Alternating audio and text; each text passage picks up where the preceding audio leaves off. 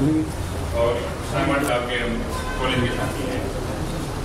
वहाँ से रिटायर होने के बाद जो पंच सरपंच रहे हैं या वर्तमान में हैं, उनको पता है कि नीलोखेड़ी में FIR की संस्था है, इसमें जितनी भी ग्रामीण विकास की जो ट्रेनिंग होती है वो वहाँ से संचालित होती है और मैं उसका ट्रेनर हूँ, प्रशिक्षक। तो जाट समुदाय और ग्रामीण आदमी एक ही बात, और हरियाणा में विशेषकर जो ग्रामीण क्षेत्र है वो जाट में ही है। अब तक आपने जो जाट आरक्षण की बात की, बड़े विस्तार से हमारे भाइयों ने जाट आरक्षण के बारे में बताया। तो जो नरेगा की बात है उससे पहले मैं थोड़ा सा जाट आरक्षण के बारे में बात करना चाहूँगा। तो जाट आरक्षण की जो बात है वो तो हमारे दिल में आज हमारे बीच में थोड़ी सी आशा की किरण आई है कि भाई शायद हम जाट आरक्षण देने में कामयाब हो जाएंगे। उसके पीछे आप सोचो कि यहाँ तक वो कैसे पहुंचे। कोई भी आंदोलन चलता है उसके लिए सबसे जरूरी बात है कि उसका नेतृत्व है वो बहुत समझदार, कुशल और दूरदर्शी आदमी होना चाहिए। तो वो सारे गुण हमारे जो अध्यक्ष होते हैं सांगवान जी, उन्होंने मौजूद थे। उन्होंने पूरा ढांचा तैयार करके कोई जल्दबाजी नहीं की, वो स्टेप बाय स्टेप चले। पहले हम लोगों को जागरूक करें, फिर छोटा आंदोलन करें, फिर बड़ा आंदोलन करें, और वो पूरी की पूरी बात सरकार तक पहुंच जाए और सरकार पक्ष हो या विपक्ष हो वो इस बात को सोचने के लिए मजबूर हो जाए कि भाई अब इस आंदोलन को रोकना मुश्किल है और ये हमें जाटों को आरक्षण देना ही पड़ेगा। तो छोटोराम जी हमारे व्यवहार हुए, उनको हम भगवान के बराबर मानते हैं। उन्होंने जो काम किए उस टाइम की जो सरकार की, अंतरिम सरकार की आज़ादी से पहले, उसमें वो मंत्री बने और मंत्री बन के सरकार में शामिल हो गए। जो कानून बनाए उनके बदौलत आज हम अपनी जमीन के, अपनी जायदाद के मालिक, वो तभी करवा पाए जो सरकार में गए। सरकार में नहीं जाते तो नहीं करवा पाते। तो आज हमारा जो आंदोलन है जाटों का, इससे हमें सरकार से बात करने के लिए, सरकार के पास जाने के लिए कोई प्रयत्न नहीं होना चाहिए, क्योंकि जो काम होना है वो सरकार से होना है, चाहे वो केंद्र सरकार हो चाहे राज्य की सरकार हो। तो इस बारे में वक्ताओं ने भी बताया, चौधरी अजीत सिंह से मिले, दूसरे नेताओं से मिले, मुख्यमंत्री से मिले, जो भी हमारे प्रति थोड़ी सी भी सहानुभूति रखता था उनसे मिलके, और तो जवासिन जी ने उसको इतने अच्छे ढंग से तर्क के साथ बात पेश किया और वो उस बात को मानने के लिए मजबूर हो गए और उनको ये कहना पड़ा कि वास्तव में जो जाट आरक्षण की मांग है ये निश्चित रूप से सही और जायज, और वो आप शायद भगवान ने चाहा तो जल्दी ही शायद हम उसमें सफल भी हो गए। तो हमारे लिए खुशी की बात है। अब मैं जो सांगवान साहब ने कहा, जो हमारा मेरा विषय है, उसके बारे में थोड़ा भारत सरकार की एक योजना है मनरेगा, उसके तहत पूरे देश में वो कोई कानून, एक स्कीम नहीं है, वो कानून है, संविधान में संशोधन करके और वो एक कानून बनाया है। और जो चीज संविधान में आ जाती है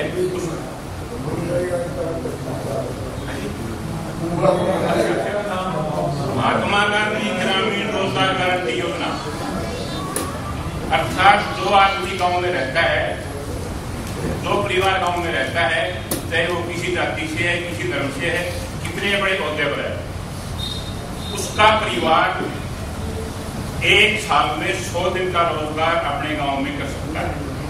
और वो मांगने पर मिलेगा, अगर मांगने पर कोई नहीं देता है तो उसके खिलाफ कार्रवाई होगी। अर्थात उसका काम एक साल में 100 दिन का काम करने का उसका संवैधानिक अधिकार उसको मिला हुआ है। उसमें दो ही आदमी काम नहीं कर सकते, एक तो वो जो इसकी उम्र 18 साल के कम और एक वो तो सरकारी कर्मचारी।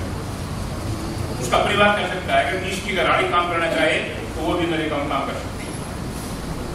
नरेगा पहले जल्दबाजी में बनाया गया था और ये जो मध्य प्रदेश, उड़ीसा, बिहार, बंगाल जो बिल्कुल आदिवासी एरिया थे उनको ध्यान में रखते हुए बनाया गया।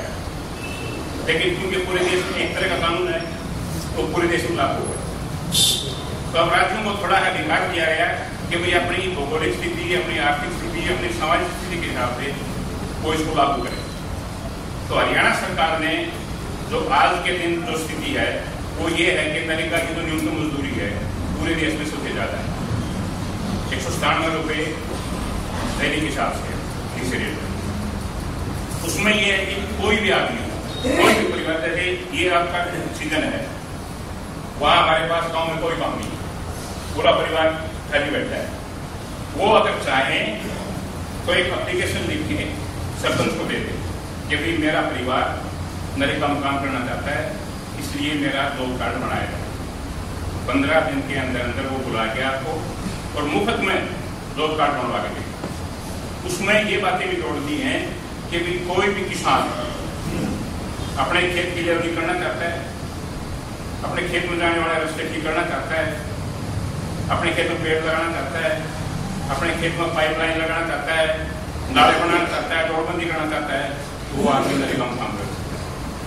काम अपने खेत में होगा, मजदूरी सरकार करेगी। इसमें आप मतलब ये मत सोचना कि मैं तो जाट हूँ या मैं बड़ा जमींदार हूँ, अपने खेत में हम काम करते हैं। और जो आदमी 6 लाख का ट्रैक्टर लेके आता है, 6 लाख का ट्रैक्टर, उसके ऊपर ड्राइवर चलाने वाला, वो लेकर मजदूरी दूसरे खेत में कराएगा, लेकिन अपने शरीर से अपने खेत में मजदूरी नहीं करेगा। थोड़ी सोचने की बात है ये सोचना है बहुत बड़े आदमी हो गए, आगे बात नहीं पड़ेगी का काम की, कोई ना कुछ करना पड़ेगा। एक साल में एक परिवार को 100 दिन के रोजगार की गारंटी है सरकार, और 197 रुपये दिहाड़ी है, कितने हो गए? 19,700 रुपये। अपने खेत में काम करो, 19,700 रुपये एक परिवार एक साल में अगले साल कर दे, जोड़ने के साथ कर दे। झगड़ने की कोई बात नहीं, ना शर्माओ ना हिचको। अपने खेत में हम लोग काम करते हैं, तो हम करवाएंगे, भाई का खेत में जाना आता है, भाई तेरे करवाएंगे। ये नहीं भाई अपना 5, 7, 10 आदमी मिलके और सरपंच हो जाए कभी दे दो, हमारा कार्ड बना दो, हम काम करना चाहते हैं, वो अपने खेत में इनके खेत में करो, कल इनमें करो, कल 25 में करो, उसमें काम करो, अपने खेत में काम होगा, सरकार से पैसे दो। तो ये काम आप निश्चित रूप से जाके और अपने सरपंच को एप्लीकेशन दे दो कि भाई हमें नरेगा में काम करना है, हमें साइड बताइए, तो उसको ये सुझाव दो कि हम इस साइड में काम करना चाहते हैं। उसमें ये छूट है कि भी जहाँ मान लो इसमें ये अभी 10 आदमियों से कम काम नहीं दिया जाएगा, तो 10 अपने आसपास के परिवार की जिनकी एक साइड में खेत रखते हैं, वो अपना एक ग्रुप बना रहे, वो उनको दे दो, वहाँ जवाब पूरा हो जाएगा। अगर कोई पंचायत, कोई सरपंच काम नहीं दे पाता है, आपके गांव में काम नहीं है, आपने बता दिया फिर भी नहीं मिलता है, तो 1 महीने के बाद आपको बेरोजगारी भत्ता मिलना शुरू हो जाएगा। और वो बेरोजगारी भत्ता जिसकी गलती के कारण वो काम नहीं मिला है, उसको करने के लिए देना पड़ेगा। तो कोई भी पंचायत, कोई BDO है ये नहीं चाहेगा कि मेरी को कोई पैसा जाएगा, तो आपको निश्चित रूप से काम। इसमें एक परिवार को इकाई मानना है, अर्थात जो एक राशन कार्ड है वो एक परिवार, 2 भाई हैं अलग अलग 2 परिवार। उसमें मान लो आपकी एक लड़की शादीशुदा नहीं थी, कोटा का डाल क्योंकि उसका उसमें नाम आ गया, चलो उसकी शादी कर दी, लड़का रह लिया, बहू आ गई, उसका नाम कट जाएगा, उसको कट जाएगा। तो बड़ी अच्छी स्कीम है ये, क्योंकि हम तो यहाँ हरियाणा बैठते हैं, यहाँ काम की कमी नहीं है, अपने साधन ठीक है, लेकिन जो लोग उड़ीसा, बिहार, बंगाल में यहाँ 100 रुपये मजदूरी करते हैं, सड़कों पर खड़े रहते हैं, उनके लिए तो वरदान है। और जो हिस्सा ये भारत सरकार का पैसा है, जो हमारे राज्य का हिस्सा है, हमारे स्टेट का हिस्सा है, उसको हम क्यों नहीं दें? बदल क्यों नहीं दें? हमारे हिस्से का पैसा दूसरे राज्य में जाएगा तो नहीं हो, तो आप अपने जॉब कार्ड बनवाओ और अपना नरेगा के काम करो। उसमें एक परिवार को 20,000 रुपये सालों मिलेगी, आपका क्या चलेगा? काम अपने खेत में करते ही हैं। ट्रैक्टर का है ये अभी तक ये था, अभी 60% काम तो कच्चे के बढ़ती है। जैसे आपकी रोड बन दी है, आपका रास्ता ठीक करना है, पेड़ लगाने हैं, पाइपलाइन दबानी है, ट्रैक्टर को काम ही नहीं है। अब तक ये अभी 60% कच्चे काम, 40% पक्के काम। लेकिन अभी हरियाणा सरकार ने प्रस्ताव केंद्र सरकार के पास भेजा है कि बिल्कुल उल्टा कर, क्योंकि हरियाणा में कच्चे काम बहुत कम है और ये तो थोड़े हैं, बाकी तरह जो धान का एरिया उसमें की है ही नहीं उठाने के लिए, तो में दिक्कत है। तो अब इन्होंने ये भेजा है कि 60% पक्के, 40% कच्चे। उसमें पैसे की कोई कमी नहीं, जितना आप काम करोगे उतना पैसा आपको भारत सरकार, हरियाणा सरकार को तुम देगी। तो ये छोटी छोटी बातें हैं। तो जैसे आज के जो 30 साल चल रहा है, इससे ज़्यादा दिन चलेगा, पुरुष समय सबसे ज्यादा मारना हमारी कौम है। काम करना नहीं चाहते, खर्चे दुनिया भर की बढ़ गई, कहीं फोन है, कहीं मोटरसाइकिल है, कहीं कुछ है, कोई कुछ है। अगर हम नए काम थोड़ा काम करेंगे, हो सकता है 2-4-5 दिन तो शर्म भी आए कि आरक्षण इसीलिए रह गया। उस टाइम बोले ना हम तो भाई आरक्षण आरक्षण नहीं किया, मंडल आयोग बनाया, उस टाइम हम थोड़ा अटके खड़े हो जाते तो ये लोग नहीं आती। राजस्थान में हो गया, एक डिस्ट्रिक्ट में मना कर दिया, वो कौन सा वो एरिया रह गया है। उस टाइम बहुत बड़ी चौधरी थे, लेकिन समय के साथ हमें चलना पड़ेगा। अगर समय के साथ नहीं चलेंगे पिछड़ जाएंगे, पास फिर देखते रहेंगे। तो मेरा आपसे अनुरोध है कि काम जो भी सरकारी स्कीम आती है उसको आप निश्चित रूप से आप उसको पकड़ो और उसके हिसाब से अपना जो भी काम है वो करो, अपने बच्चों को थोड़ा संभाल के रखो और आरक्षण के लिए दौड़ लगाओ, क्योंकि आरक्षण के बगैर आगे बात पढ़ने वाली नहीं होगी। अब एक नौकरी के लिए 500 कई हजार के फार्म भरने पड़ते हैं, दाखिले के लिए फार्म भरने पड़ते हैं, 1500 2,000 रुपये लगते हैं। अगर आरक्षण मिल गया तो हमें एज में छूट मिलेगी। भारत सरकार की दुनिया भर की नौकरी की, रेलवे की है, केंद्रीय की है, कहीं पैरामिलिट्री फोर्सेज है, अगर उनमें हमें आरक्षण हो गया तो हमारी बहुत बड़ी समस्या हो जाएगी और भगवान ने चाहा तो हमारा शायद सड़क कट जाए। तो इसके लिए आपने मेरी बात सुनी और कोई सवाल है अंदर का पूछना तो आप पूछ सकते हो।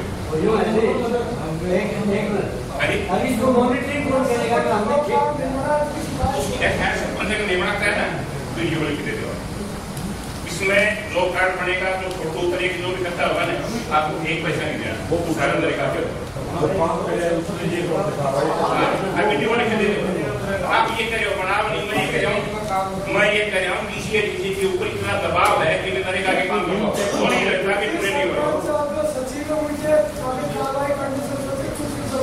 यही देखो क्या है मेरे का क्यों कामयाब नहीं हो रहा है, क्योंकि ये सीधा पैसा जो मजदूर है ना और सारा का सारा सिस्टम ऑनलाइन है। कार्ड बन गया ना सीधा ऑनलाइन हो जाएगा, उस कार्ड का एक आपका यूनिट नंबर होगा स्पेशल, पूरी दुनिया में वो नंबर कहीं नहीं होगा। तो उसका इंटरनेट पर बैठा भी कहीं में कम बैठा उसने देखा काम है सीधा वो सेक्टी से मत कहो आप।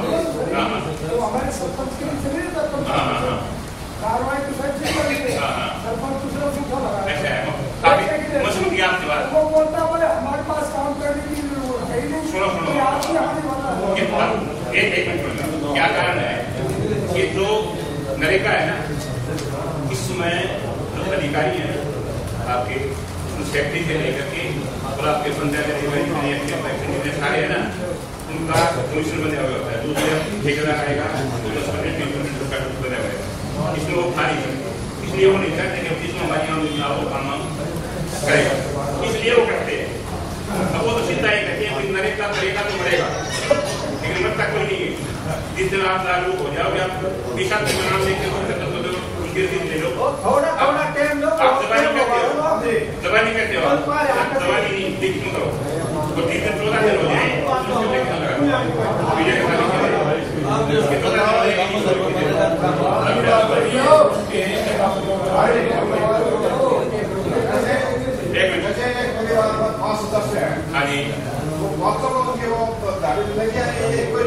परिवार को इकाई मान्य है, एक परिवार को एक साल में 100 दिन का काम मिलेगा।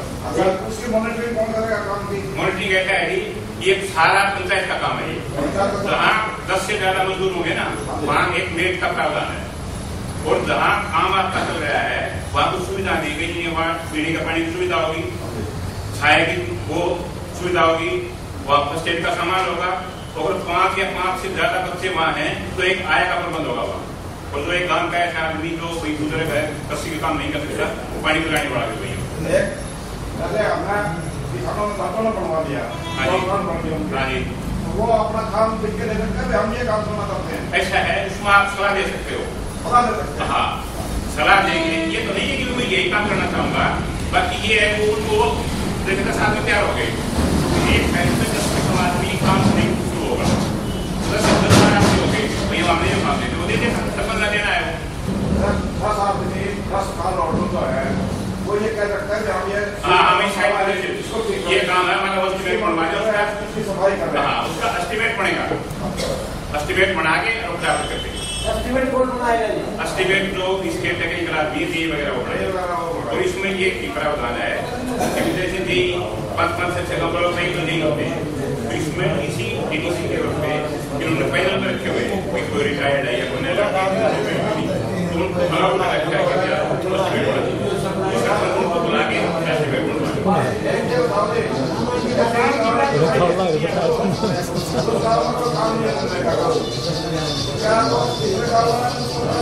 ऐसा है। अगर उस गांव में काम नहीं है तो वो सरपंच जो है वो वीडियो को देख के आए, मेरे गांव में 5 या 10 आदमी नरेगा काम करना चाहते हैं और मेरे गांव में कोई काम नहीं है, फिर वीडियो की जिम्मेवारी तो नजदीक का काम होगा ना, उसमें उसको उनको भेजेगा और वहाँ उसको 10% ज्यादा दिहाड़ी मिलेगी।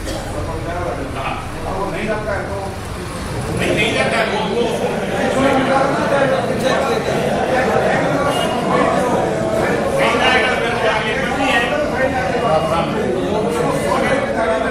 दूसरे गाँव में जाता है तो उसको 10% दिहाड़ी ज्यादा मिलेगी।